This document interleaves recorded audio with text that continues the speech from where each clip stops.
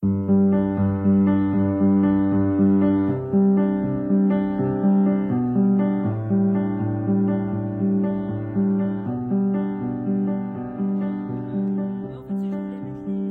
suis venue avec mes animaux, mon chien, mes lapins, mes cochons d'Inde et ma poule. On est venu faire une séance de médiation animale au sein de l'UCC avec les patients. Donc on a pu brosser, câliner, échanger. On a travaillé des objectifs thérapeutiques, que ce soit au niveau du cognitif, de la motricité, des souvenirs. Tout le monde a eu des animaux, que ce soit chez soi, chez ses parents, ses grands-parents.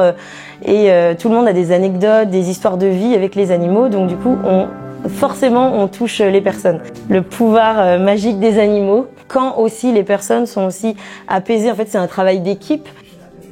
Moi, ce que j'ai trouvé très fort, en fait, c'est un monsieur dont j'avais pas du tout entendu le son de sa voix depuis qu'il était arrivé. Et puis, lui a commencé à discuter aussi et à me dire qu'il avait eu un chien. Après, ce qui lui l'a dérangé, c'est que le chien soit sur la table.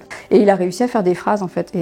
Et moi, j'ai trouvé ça exceptionnel parce que c'est un monsieur qui parle pas du tout et qui est toujours en train de dire en train de me dire voilà, que les mots lui manquent, quoi. Et puis ça permet aussi de travailler tout ce qui est pratique parce que la zoothérapeute avait apporté des légumes, donc il y en a une qui a commencé à éplucher les légumes, qui l'a coupé, qui a donné, et puis qui rigolait parce que la poule était gourmande, en fait, du coup elle a pas compris, elle a lâché le concombre, et puis voilà, ça a permis des éclats de rire aussi, et ça c'était top en fait. Et ça permet en fait d'unir tous les patients autour d'une même activité, et puis dans quelque chose d'émotionnel aussi, parce que finalement les personnes qui sont un peu agitées, vous leur mettez un animal qui est calme, ils vont s'apaiser aussi par mimétisme. Alors aujourd'hui, grâce à ce trophée de la vie locale, on peut financer de maintenant jusqu'à début de l'année prochaine des séances de médiation animale tous les 15 jours au sein de cette unité d'hospitalisation.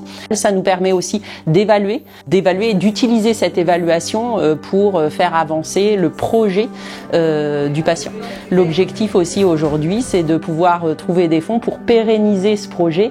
On en voit l'intérêt certain auprès des patients qu'on accueille, et ça fait un complément tellement juste et important auprès des patients de ce service d'hospitalisation que pour nous il y a un vrai souhait de pérenniser cette médiation animale comme d'autres thérapies non médicamenteuses utilisées sur le service.